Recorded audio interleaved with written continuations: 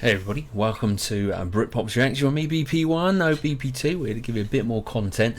And today, we're going with food, American food. A blooming onion, in fact, by Cowboy Kent Rollins. Interesting, got 3 million subscribers, fair play. Better than Outback's blooming onion recipe. So, yeah, I don't know what a blooming onion is. I don't know, is that just an onion with lots of stuff in it, or is it a breaded thing made with onion? I'm not sure. We're going to find out today. Lots of stuff. I've done a PBJ sandwich just the other day, and lots of comments. So I've got a follow-up one that I'm going to be doing with grape jelly. So looking forward to trying some American recipes and making them here in the UK, and then sharing them with everybody out there. So do join me for that. So let's get into this one. A blooming onion. Yeah, interested.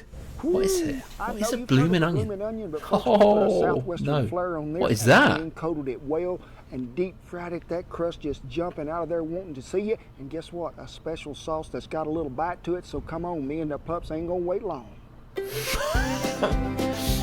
He's a character.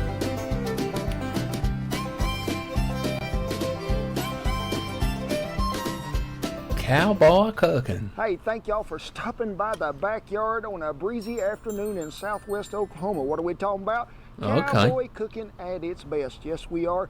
And folks, I have ordered these things. I have craved them at times. I've wanted them when I went in places and they didn't have them. And I'm thinking, I'm just going to make one. What are we talking about? Blooming onion, crispy, fried, got a little hint of southwest flavor there to it. And whoo-wee, is it going to be good. Well, folks, I'm telling you, blooming onion fried in the wind, and it may be a little bit breezy when we go to throw it over. So you're going to see flour running from one direction to the other. And if you don't believe me, it's Wendy Old Glory there is standing out there showing her stuff. She is, and we're proud to have her. But folks ask me all the time, what is this you have on you here? Is it a little furry kitten? No, it is a one that what it's a windbreak. Fuzzy mouse, something like that. But folks, a road mic and this little windsock right here, it is the best thing we've ever found to filming outside in windy condition or any condition we are. And if y'all be interested in one of these road mics and filming out in the wind just like we do, there'll be a little link down there in the description below to where you can find one. Folks, you can't go wrong with this thing. But let's talk about the star of the show, what it is.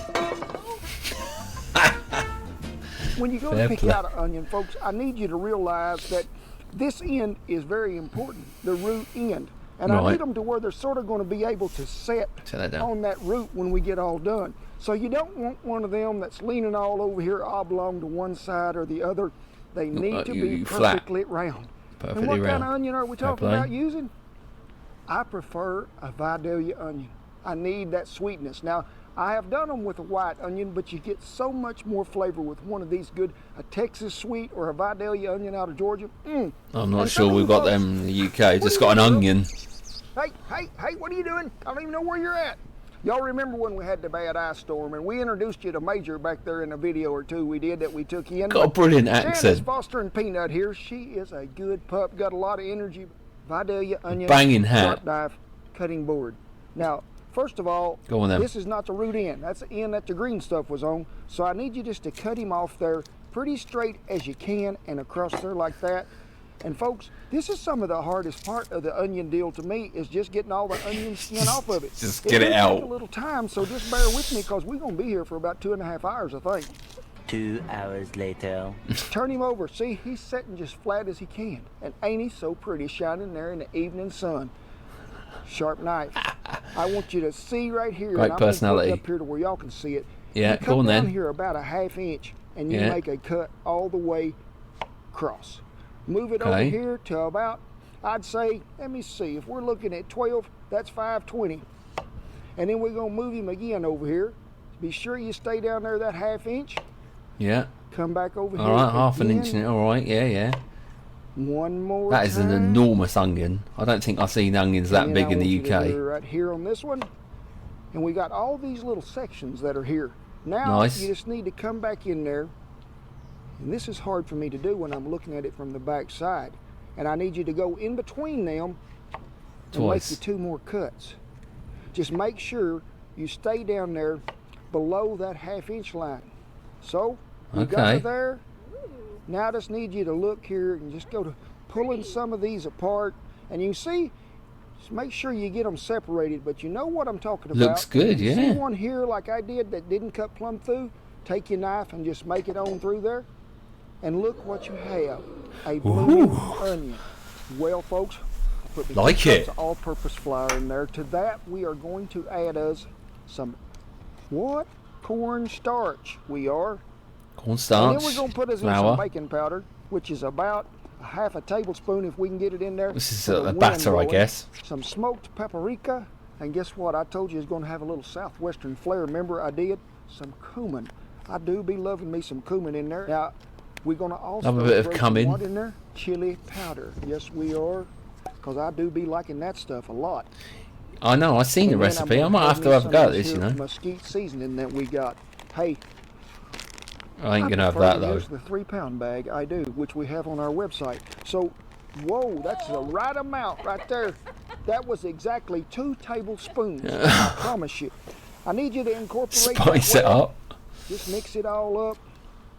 You can see it's got that good color, that cumin and oregano. And the reason I really love that Red River Ranch seasoning so much is it's got that ancho chili. Oregano. It's not spicy. Don't let the word chili scare you, but it brings out a great smoky flavor. So we're going to move on to the wet now. We're going to heat the oil, and we're finna baptize us an onion and get out. We can't cook outside in the UK. Of what? You in the because if we did, everything would just have to be mixed with rainwater. A back row by the water faucet. Yes, you are right. You win a free trip to wherever you want to go and find a dozen eggs in the hen house. Cackleberry, hen fruit, rooster bullets, 2 of them. And folks, they want a shell. I love the fact he's such an amateur as well as a... I'll be telling you to use them on this deal because that's what's happening. Sort of classic sort of... To that, we're going to add a cup home of milk, cook, which is probably, I'd say, about that much. Get your fancy little pretty whisk that Shanna's furnished me today, and I want you to beat it really well. We're going to get that onion out here in just a minute, but folks, we're going to dust him just a tad when we get him with what? Who knows? Who knows what we're going to dust on him to help everything stick together? Yes, you on top of the house, sitting up there in the 3rd row. Yep, I know who you are. What is it? Yep, you guessed her right, cornstarch. So let me look over here in the ice box, and guess what we have? A blooming onion, we do. And I'm going to move him right here in the middle where everybody can see him. I need you to take some of this here cornstarch.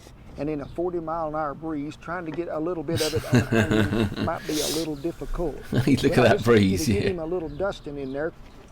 Give him a good shaking. There's 1 or 2 participants that didn't take the abuse. So get him on here. Then I want you to just take him right here. Put him where? It's going to help the batter stick to it a little better and dry some of that out right there to where everything can get a hold.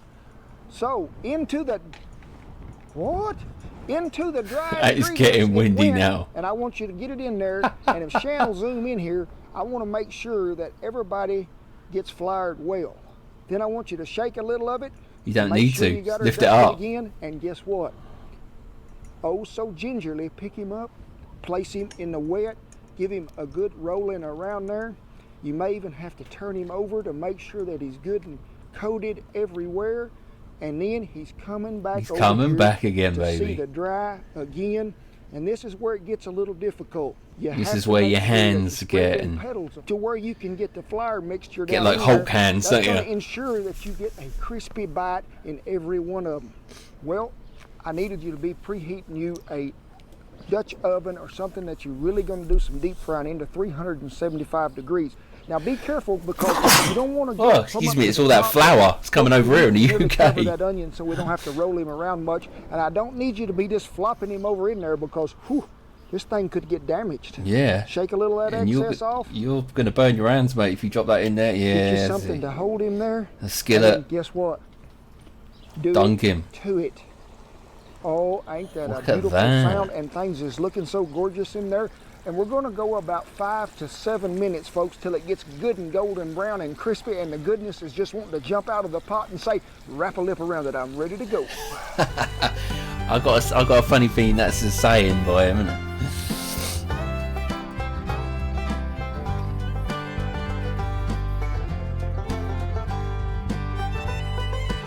Look at that. He wants it a bit more. I'll say it's almost there, isn't it?